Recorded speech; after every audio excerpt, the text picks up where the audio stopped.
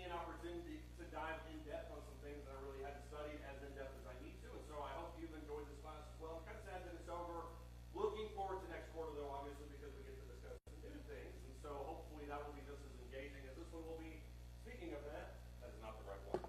Speaking of that, next quarter starting, I think there it is, on Sundays, I recognize the font is off, so it won't look exactly like that. Times New Roman or area, don't have to worry about that.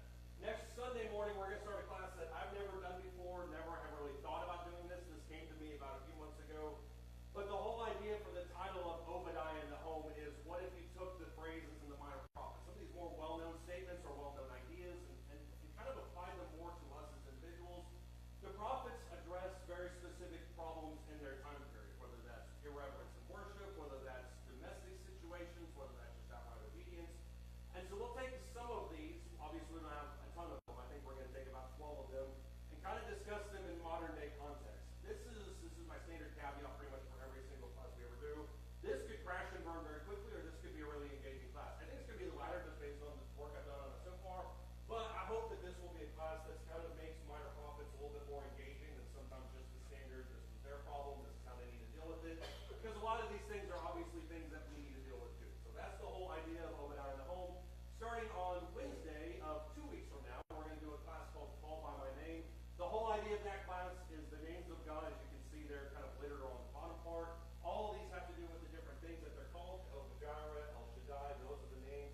And I want to zero in specifically on what he mentions in 2 Chronicles 7:14. That's what this whole name is, or this class style is brought from, is the idea of people who are calling out to God. All of the names of God address certain specific situations, and so they call out to God based on those certain situations. So this will be another class that hopefully is very relevant as well. That's what we'll be discussing on Wednesday nights. We'll talk about that a little bit more in a couple weeks. Today, though, we'll get back to frequently asked questions by me. If you have questions that you want to just discuss impromptu, that's totally fine. That being said, I can't guarantee that I have any kind of coherence on any of them because I've only studied these five. So that's the standard disclaimer for that. We'll just go ahead and get right into it because we do have quite a bit that we want to discuss this morning. The first question that I would ask, at least this morning, maybe none of these clickers work, is why did Pilate have to handle Jesus and Herod didn't? Let's look in Luke chapter 23. Luke is the only writer that mentions this, to my knowledge.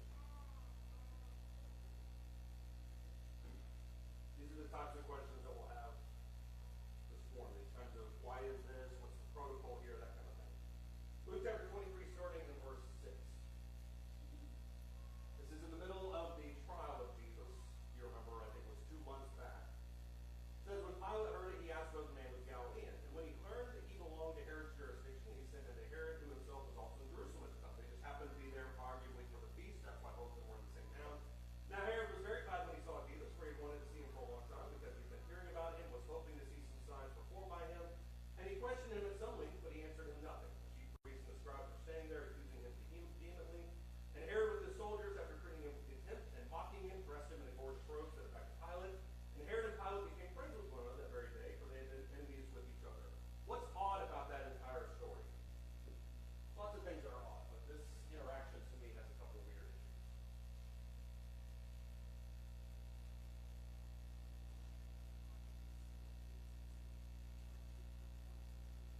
Yeah, he wanted to see Jesus and watch him perform some miracles, which makes it sound like he just wants to be entertained, which is probably not too far off the truth. Curtis and then Paul.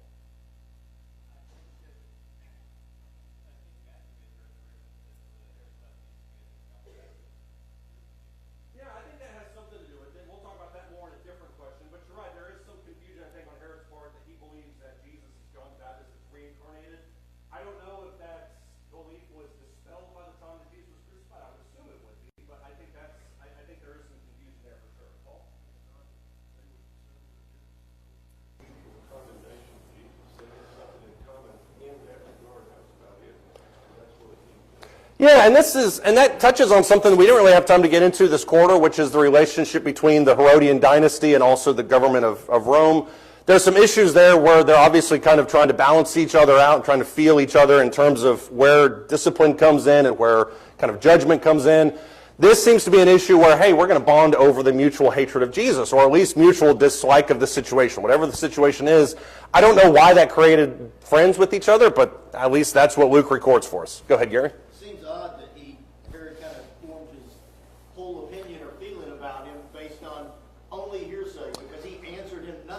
Yeah. He thought that was kind of disrespectful. Right. Also. Yeah, that's the other part of it too, is Herod doesn't spend, compared to Pilate, that much time with them. And so when you factor in, the trip from Pilate to Herod's house, which, given the fact that they're both in Jerusalem, could have taken 20 minutes total, could have taken a half hour. Obviously, as we've talked about several times, we're operating on a very truncated timetable. This doesn't seem like that long of an interaction. So why is Herod able to form an opinion and then just dismiss him without having any kind of decision on him, which I think is fascinating, which is the whole point. Spoiler alert, this was one of my questions for this morning. Why is it, though, that Pilate had to then deal with it? He doesn't understand what to do with Jesus, sends him to Herod. Herod's like, I don't know what to do with it, sends him back to Pilate. Why is it Pilate's problem and not Herod's problem? It'd been great if Pilate could just said, I don't either, let's just let him go, but obviously did not happen. Why is it Pilate's problem and not Herod's problem?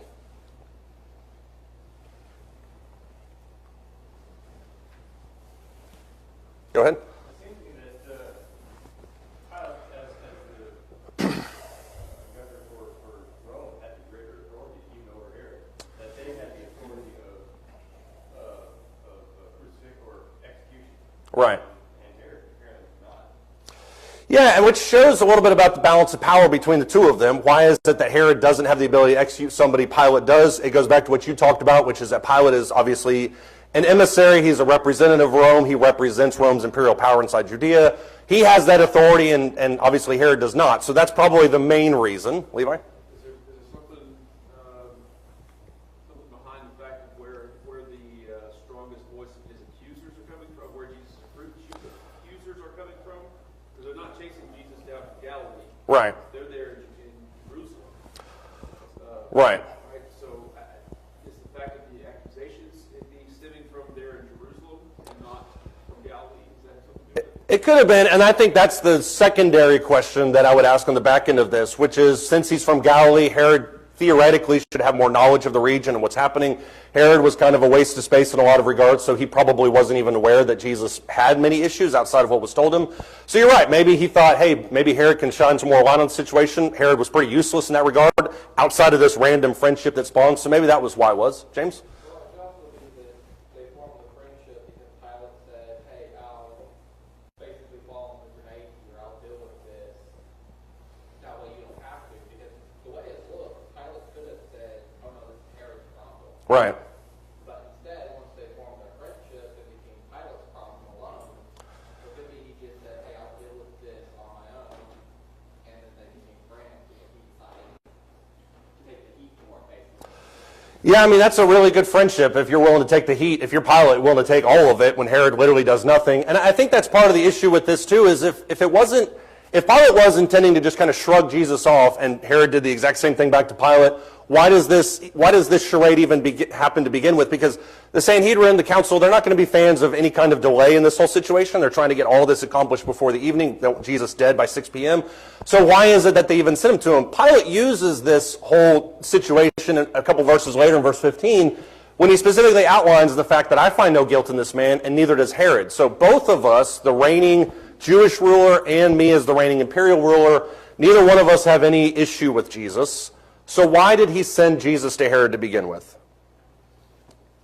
If he knows Herod can't really do anything about it, why is it that he even sent him to begin with? And I think this goes back to the nature of Pilate rather than Herod. Go ahead, Gary. It almost seems like he's anticipating. He doesn't know enough about that local maybe situation to make a hard call. He's anticipating. We'll just send him up here with some charge and Right. make it easy for me to say yes or no. Yeah, I think to me, that's really where it all kind of begins and ends, is Pilate has no clue why anybody's banging on his door at 6:30 in the morning trying to get this guy arrested and killed. And so the whole situation is odd to him. So he sends him to Herod almost as a fact-finding mission. Maybe Herod can find something and send it back to me, and then we can come up with it. That's what you see in Acts chapter 23. There's a lot of similarities between Jesus and Paul's trials, I think, in a lot of ways. In Acts chapter 23, starting in verse 26, almost this exact same thing happens. Paul is dragged before Roman authorities. Nobody really knows why he's there, including the Roman authorities. And there's some jostling back and forth. There's conversations that Paul gives in 22, 24, and 26. The whole buildup with all of that seems to be, why does everybody want this guy dead? So it's a much more drawn-out affair than obviously with Jesus. But in Acts 23, starting in verse 26, listen to how the Romans talk about Paul. Verse 26, Claudius Lysias, to the most excellent governor Felix, greetings. When this man was arrested by the Jews and he was about to be slain by them, I came up to them with the troops and rescued him, having learned that he was a Roman. Which, by the way, Centurion conveniently leaves out the fact that he was about to beat him until he learned that he was a Roman. So he's trying to cover his own tracks with this statement. Verse 28, wanting to ascertain the charge for which they were accusing him. In other words, I have no reason why he's even here. I brought him down to their council. I found him to be accused over questions about their law. That certainly sounds familiar.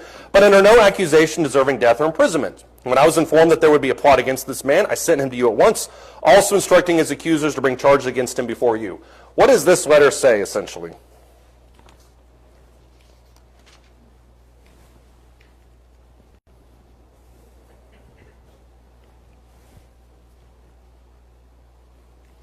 When this, go ahead. The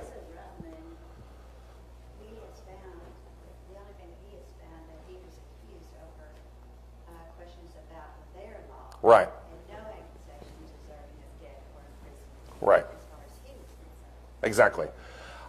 Centurion is essentially saying this man was being beaten in front of a large crowd. There's a plot against his life, and I don't know really why everybody wants him dead, because the only thing I can pin on him is that he's guilty of some charges of their own religion.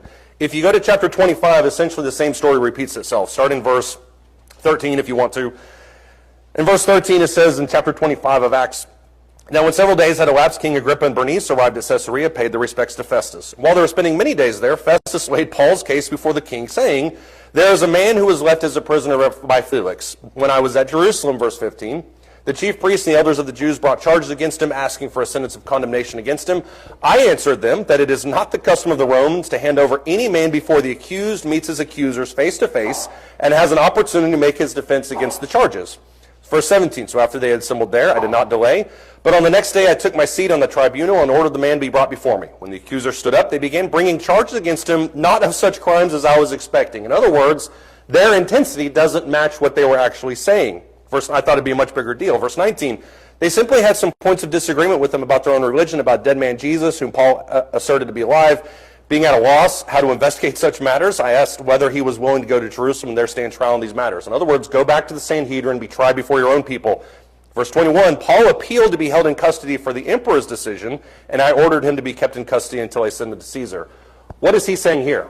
Because this is why Paul, seemingly at every stop, has to defend himself, and why he eventually makes his way to Rome. What's the confusion surrounding Paul? What's that? He's a Roman. That's part of the issue. And he also feels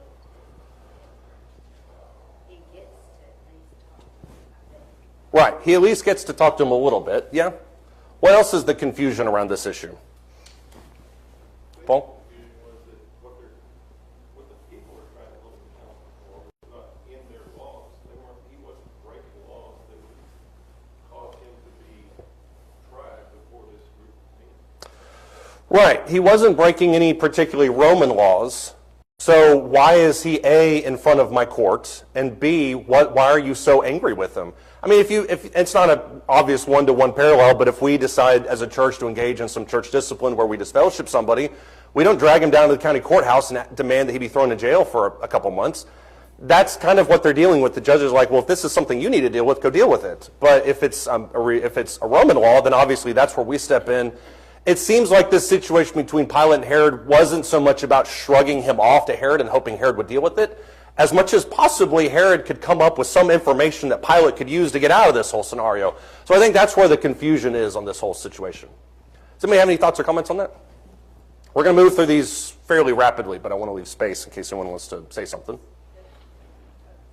In my mind, there was always a question that if they did release him back to them, that something would happen to Paul. Right. We also know that there was prophecy that Paul would get to talk to kings, Right. that he would be able to witness Right. to the elite, and he did get to do that by this way. Right. And that does go along with the prophecy. It all happens according to God's will. Paul knew that he would eventually stand before Caesar. But you're right. I think the Romans knew that if they just put Paul out there, he was probably going to be murdered inside of 10 minutes. And so As a Roman government, their responsibility to their citizens is to afford them protections as much as reasonably possible. But the Romans are completely confused as to why this guy's thrown in front of them and demands that he be executed. It's just a very confusing case with all of this type of stuff. All right, there's another question, I think, that came up on my part throughout the course of this discussion that I never thought about. Why didn't Herod kill Jesus when he had the chance? Look in Luke, the 13th chapter. This is another little minor thing, I think. Luke chapter 13, starting verse 31.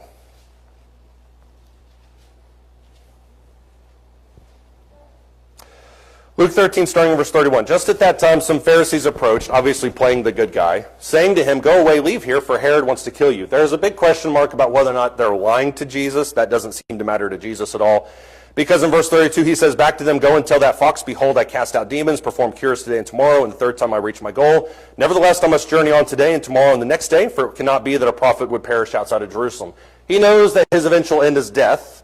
But what's revealed in verse 31, according to the word of the Pharisees, is that Herod is out to get him. Now you have Jesus in front of Herod. It's the same exact Herod, by the way. Why doesn't Herod seize the moment to kill Jesus? That would certainly alleviate most of the issues with Pilate. Why doesn't Herod kill Jesus when he has the chance? James? This could be a ploy to try to get Jesus to flee and basically just kill. We fly away and run away. Right.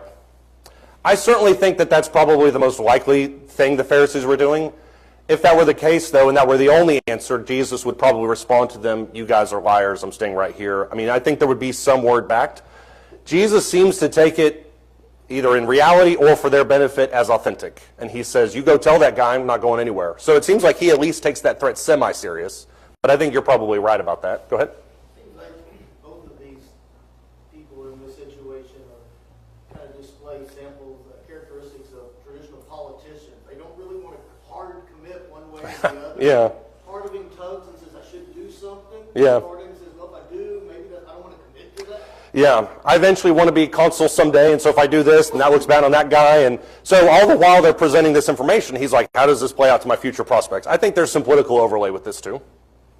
They became friends, Herod and Pilate became friends over this situation. Right. Because before they were enemies. Right. So enemies is not just a mild disagreement with people. Right. It is more specific. Right. That they were enemies. They were enemies. If they were enemies beforehand, and they became friends during their handling of Jesus' arrest, just think, though, about how much better friends they would have been had Herod taken this all off. I mean, Pilate would have probably erected a statue in Herod's honor. So I think the opportunity was certainly there for Herod to ingratiate himself to Pilate. He doesn't take it, though, whereas in Luke 13, he's out to get him.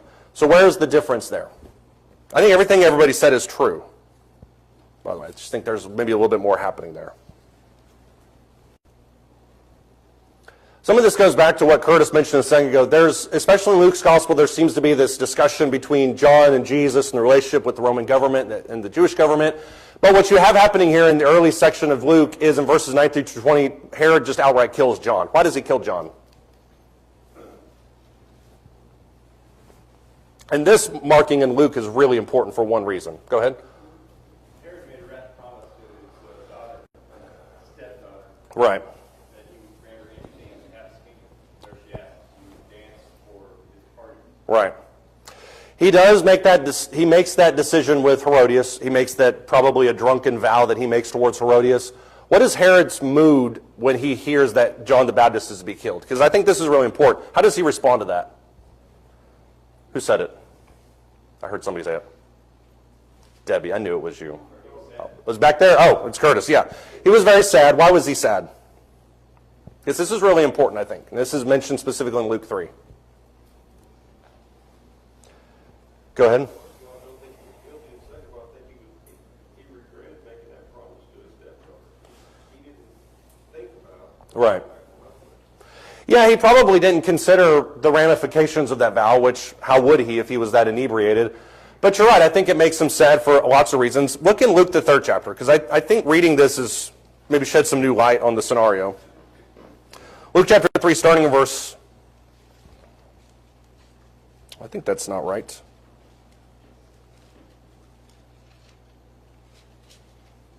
Well, I guess I was wrong. It's not here.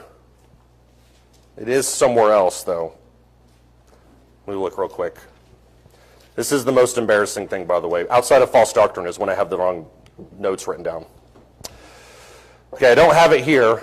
I know there's somebody with Google out there, but there's a moment where he talks about, where Herod is talking about killing John, and he's very sad because he views him as a holy man and wants to protect him and liked conversing with him. And I think when that phrase comes up, you understand a little bit more about why Herod was wanting to meet Jesus, for starters, and also why he was sad that he killed John to begin with. He doesn't necessarily like putting John to death because, number one, as Paul mentioned, he views him as innocent, but also because he just likes having this discussion with somebody that's theologically minded. Herod kills John against his own will. Then you have this random mention in Luke 13, which is what James mentioned, that wants to kill Jesus. And then he seems like he flips to the other side. Now that Jesus is in front of Herod, Herod doesn't want to kill Jesus anymore. In Mark the 6th chapter, starting verse 14, you see another section here. Oh, here it is. It's in Mark 6. Never mind. Look in Mark chapter 6. Everybody, you can put your Google away. Mark chapter 6.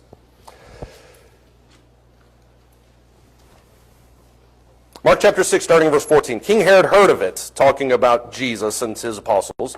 King Herod heard of it, for his name had become well known, and people were saying, John the Baptist has risen from the dead. So that's the association. Herod thinks that John has risen from the dead because John and Jesus' kind of activities are very similar. Verse 15, others were saying he's Elijah, others were saying he's a prophet, like one of the prophets of old. But when Herod heard of it, he kept saying, John whom I beheaded has risen. That's probably some guilt over the fact that he executed an innocent man. So I think that's there too. Then you have some of the backstory here in verse 17. Herod himself had sent and had John arrested and bound in prison on account of Herodias, the wife of his brother Philip, because he had married her. Verse 18, for John had been saying to Herod, it is not lawful for you to have your brother's wife. That's a political charge. He doesn't like that. Verse 19, though, his execution comes by way of Herodias. Herodias had a grudge against him, wanted to put him to death, and could not do so, for Herod was afraid of John, knowing that he was a righteous and holy man and kept him safe. When he heard him, he was very perplexed, but he used to enjoy listening to him. That phrase in verse 20 is very similar to what Herod would say about Jesus. And so if you follow this same exact timeline down here, Herod kills John even though he doesn't want to kill John. They bring up the Pharisees, hey, Herod wants to kill you too because of the things that you're doing. The activities are very similar with what John's doing. Herod confuses John with Jesus for a certain reason, or for whatever reason, but he doesn't obviously go out and search for him because, as it says in verse 20, he views him as a holy man. So now that Jesus is dragged in front of Herod, Herod's not going to put him to death, views him as a holy man, certainly views him as innocent. I'm just going to let him go because he's not really performing for me in the way that I would want it to. So I think it all kind of stems back to this idea of confusion, also Herod's regard for people that he viewed as prophets. Does that make any sense? I realize we kind of got a sharp detour and then went back to the street on that one. If not, now is the chance. So, all right, let me ask you this question then too. This one was brought up by somebody here. Why wasn't Jesus stoned as the law required for blasphemy? Why is that? According to the law, if Jesus is blasphemous, he should be stoned. Why was that not the case?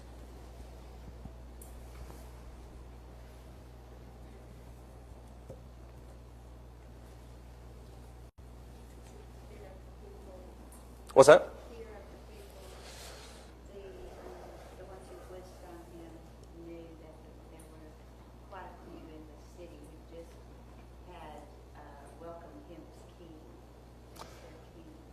It could, yeah. I wasn't sure if perhaps there was some fear of the uprising and total rebellion against their own people. Right. And the ones who wanted him.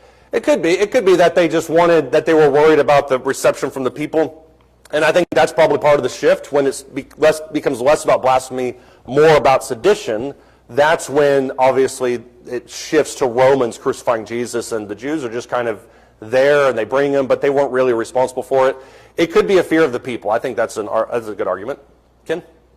I think you have a problem that Naples knew that they had a problem. If the Jews tried to kill him, then you got a split amongst the people. Half are going to be for it, half not. If the Romans are killing him, there's not much even the Jews can do about it. Yeah, I think that's true too. If you have it in in Matthew, Mark, Luke, and John, there's several incidents where the people are absolutely split on him. To their credit, though, when the Romans send them, even they're split on what to do with Jesus. And that goes back to interpretations of what actually is blasphemy and what's not. So you're right, if you shift it to the Romans and you have a Roman charge, then it takes all that question mark out of the equation. The Romans were split until the Jews made the charge. You turn them loose, you're basically, it's a seditionist. Right. You're not a Caesars if you turn them loose.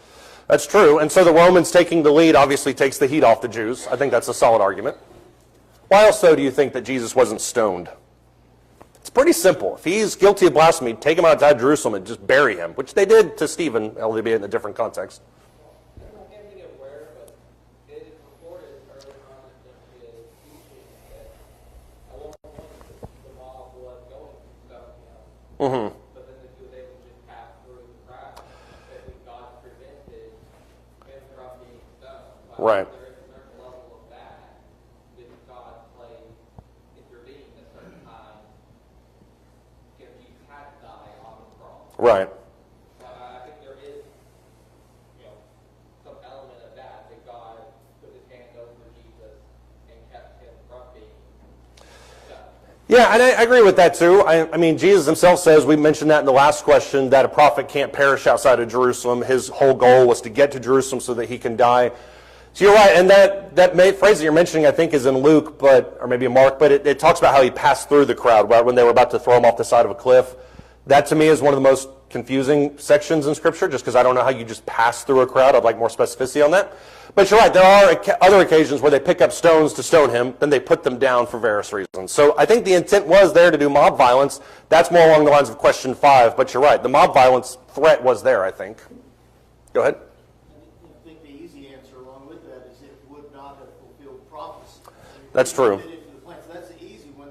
Then kind of the question in my mind came from why was that the case? Right. I think there's some merit to a point I had heard previously that this was an opportunity in God's plan to share the guilt of his physical death to both Jew and Gentile, not only because of the spiritual things. So I think there could be some merit in that. Yeah, actually, I had never heard that, but I think that's an interesting point. Nobody can point fingers and say it was you or it was you, despite the racism that sometimes exists. Obviously, it was shared by both of them. That's a good point. Paul? I really don't know, but it always struck me as that this was the most public way of executing somebody. It got a lot of attention from a lot of people because if you stone them, it's kind of an easy death as far as the people are concerned. Right. Very few witnesses, very few people aware of it, but you put him up on a cross, and that's a real spectacle. It is, and this isn't a knock on what Gary said at the beginning, but I tried to shy away from a lot of the why did this happen, the answer is prophecy, although that is a 100% valid reason, and I would never diminish that. But I think the reality of boots on the ground is they followed certain protocol and they did certain things certain ways, and I think this follows along with that. I don't think they viewed it as a messianic aspect in the moment. I think there was a reason why they didn't stone Jesus, and they wanted him on a cross, which is... It was prophecy, and I think maybe that's why the prophecy was there. That's true. Public execution. Right. And that's true, too. I think there's lots of messianic overtones that they didn't realize they were fulfilling. Otherwise, I think they probably would have stoned him. See, he's not the Messiah after all. Gotcha. Go ahead. The crowds that wanted Jesus dead shouted, "Crucify." Right. And it's probably what Paul is saying, that the public thing, wanting it a big public deal. Yeah. And that's why we did a whole class opposite the crucifixion that was on despising the shame, because there was a shame aspect that they really wanted to pin on Jesus. None of this lends itself, in contrast to the mob violence aspect, none of this lends itself to being pre-planned. I mean, if mob violence is not pre-planned, they're just in the moment, they kill him. Jesus, on the other hand, was, okay, we've got this guy, he poses this threat, this is how we're going to get rid of him. And it's going to be by the book, but it's also not going to be by the book at the same time. And that's the awkward part with stoning. Go ahead.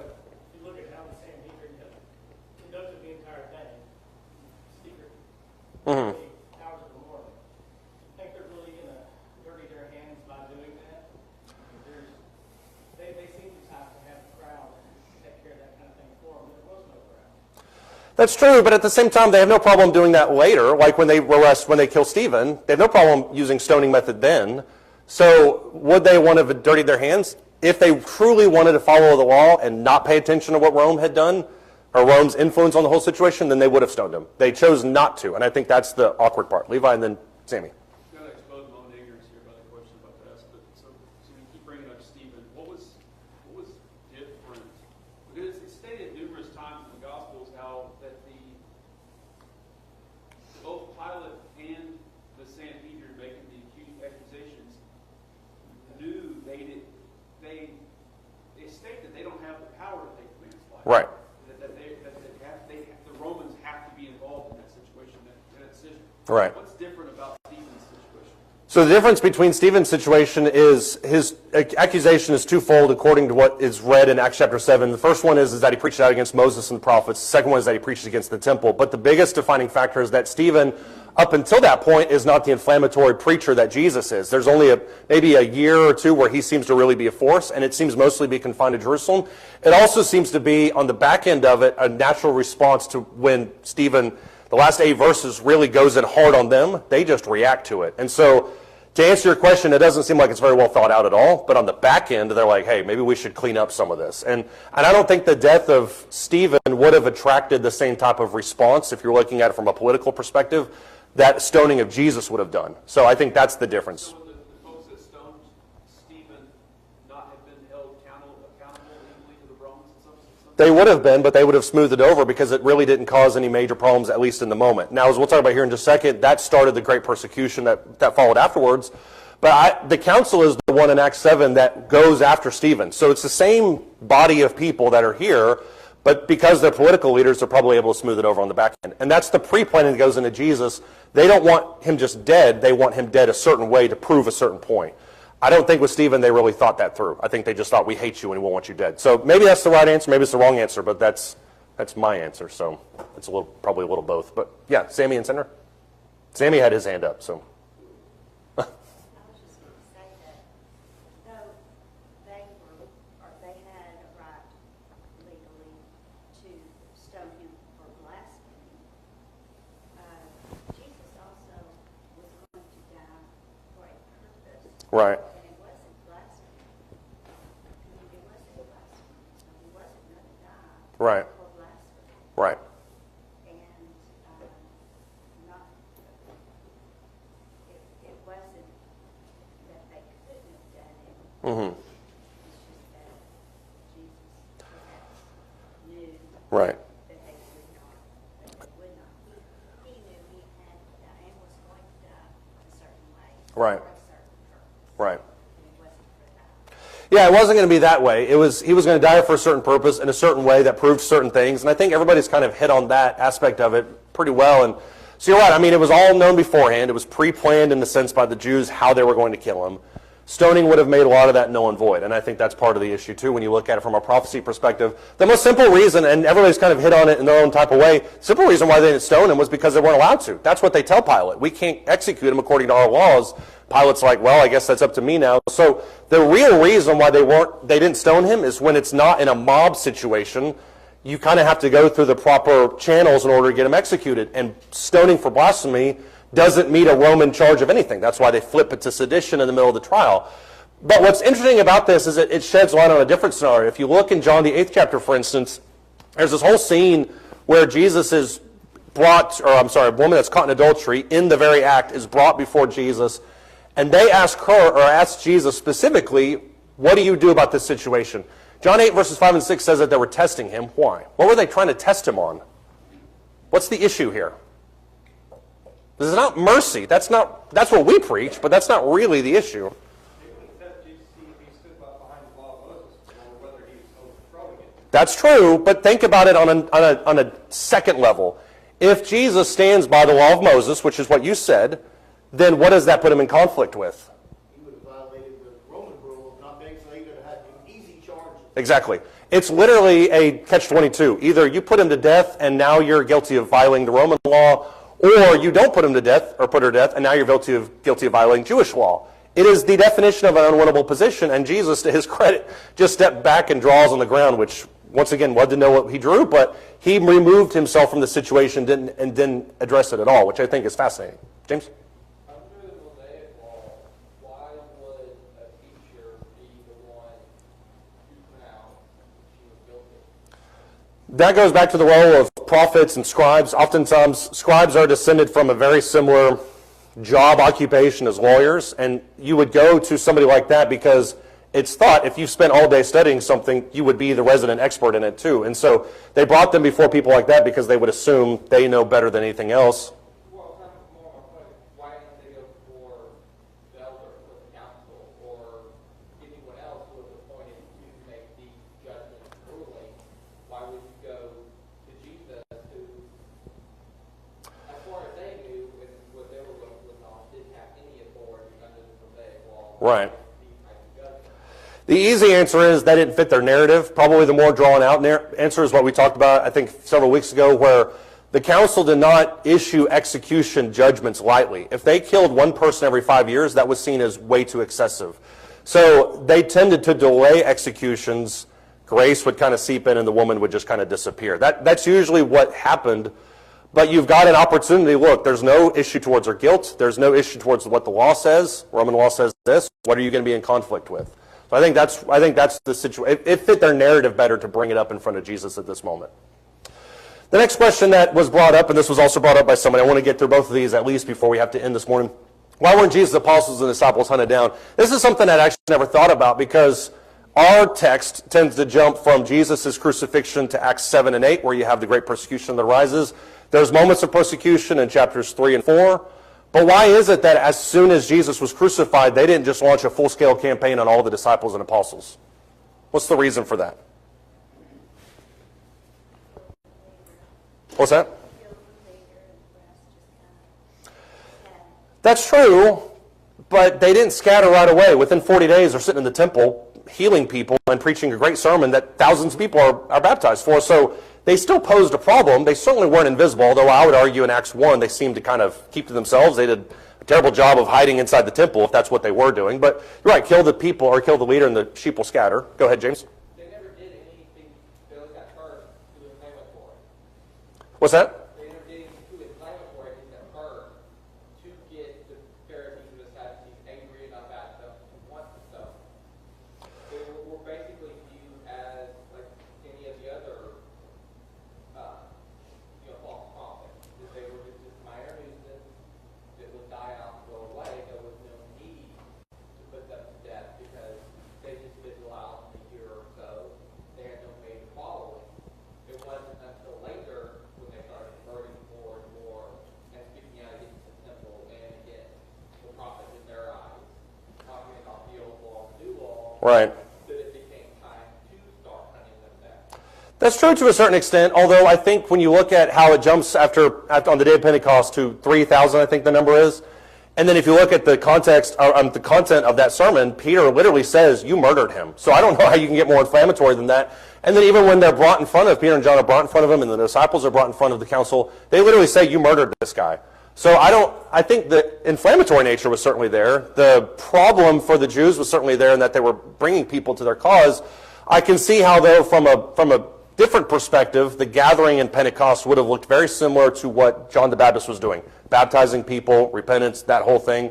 Those two things could look very similar. Paul? It seems to me like Jesus was just a thorn in their side they wanted to get rid of. They weren't really having a problem with him or what he was teaching, but I think they thought that they could cut the head off the snake and maybe the apostles and disciples would just kind of go, even though they're going to continue to do Jesus' will, teaching, it's not going to be a big problem with them. Right. They wanted the whole thing to go away. I think that's really, and once again, get back to Gary's point about politics, that's how politics is usually handled. Even if we don't want to address it in the moment, we'll just close our eyes and hope that it goes away, which we do that in everyday life about a multitude of different things. I don't want to change the oil in my car, so I just turn the light off, hope that the car keeps going. That's essentially what they were doing here. And that seemed to be the way that it rolled for quite some time, and even was advised by various people, because when you look at Acts chapter 5, verse 38, this is when Gamaliel steps in the middle of the situation. How do we handle these people? Gamaliel's advice in Acts chapter 5 is, in the present case, I say to you, stay away from these men. If it's of God, you're going to be found fighting against God. If it's of men, it's going to fall away. So cut off the head, and everybody else will go away. What's the problem with that? At least in the case of the Christians. Gary? It seems like in this situation with Jesus, there was a lot of cultural and political capital that was expended Right. to get that done, and they weren't still sure how this was all going to turn out. Exactly. The body's not even Right. Do we really have the stomach to start an all-out crusade? I just think that's not some place they wanted to go right now. It's not until it reaches a fever pitch. And that's the part of this that I think we sometimes miss, because you're right. You expend a lot of religious and social and political capital with getting Jesus crucified. In an environment where you average a major rebellion once every 20 years, you can't just be firing off decrees to murder people willy-nilly. That's not the way it works. So Gamaliel's response is very level-headed. Let's just wait and see what happens. Problem is, then it reaches a point where in Acts chapter 8, with the martyrdom of Stephen, that then in Acts chapter 8 and verse 1, you have a phrase that says a great persecution began against the church in Jerusalem. It seems like it ramps up, because now it occurs not just a mob mentality in regards to Stephen, but now we've killed this guy. How do we handle this even more? So there's lots of moving parts in regards to this. Does somebody have a thought or comment? Yeah, Sammy?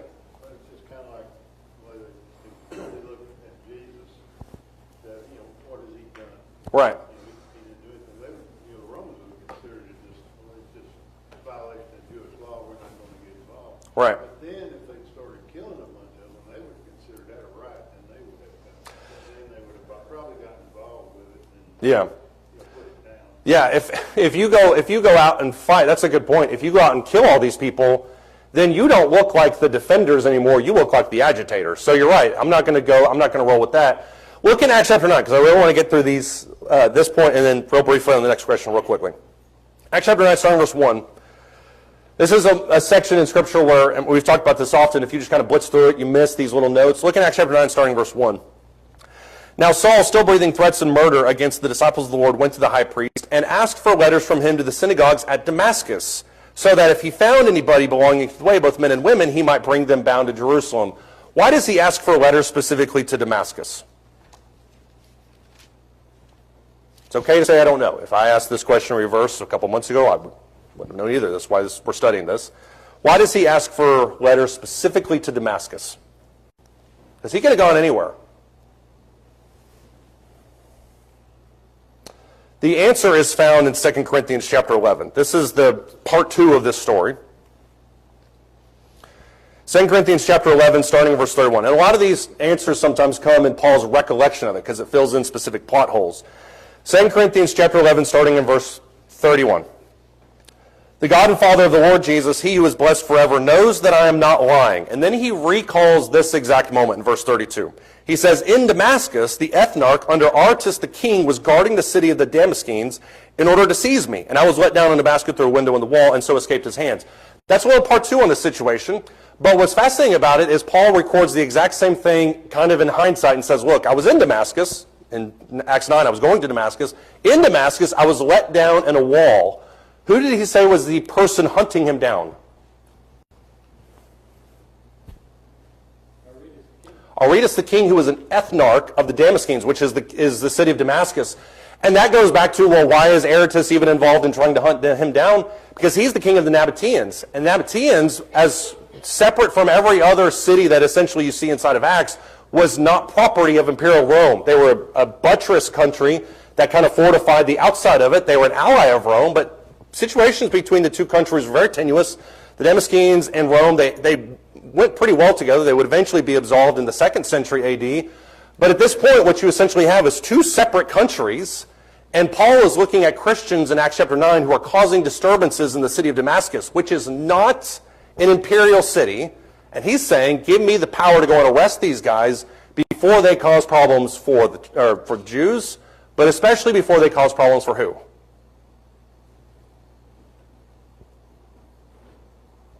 If Damascus is in the country of the Nabateans, which is not Rome, Christians are causing problems there, why would he go get them? Someplace where he can actually get to. Well, he can't. He has a little more freedom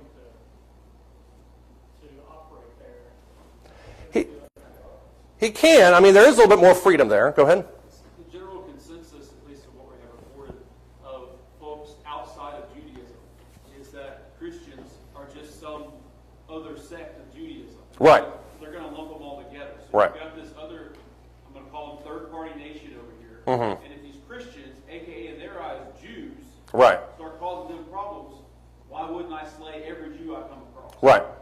Exactly. If you've got a sect of Jews, the Christians, that are causing problems in another country, that's going to become a political issue at some point. And so that's why when Paul goes to the leaders of the council in Jerusalem and says, give me letters to go to Damascus, they're looking at it from a political perspective and says, we got to clean up our act in that other country because otherwise it's going to cause problems between the Nabateans and Rome, and then we've got a real issue on our hands. So why does he ask for letters there? Because he can go get them. Why do they grant it? Because it's going to cause a political incident if they don't.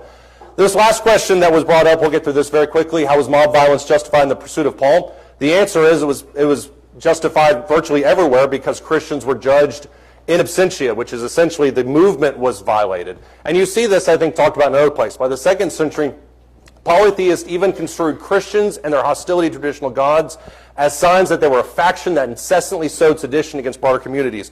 Why was it justified? Because Christians at large were eventually seen as seditionists and people that were causing problems. So we'll just go around all of them up as a group, try them, and then execute them as a group, essentially.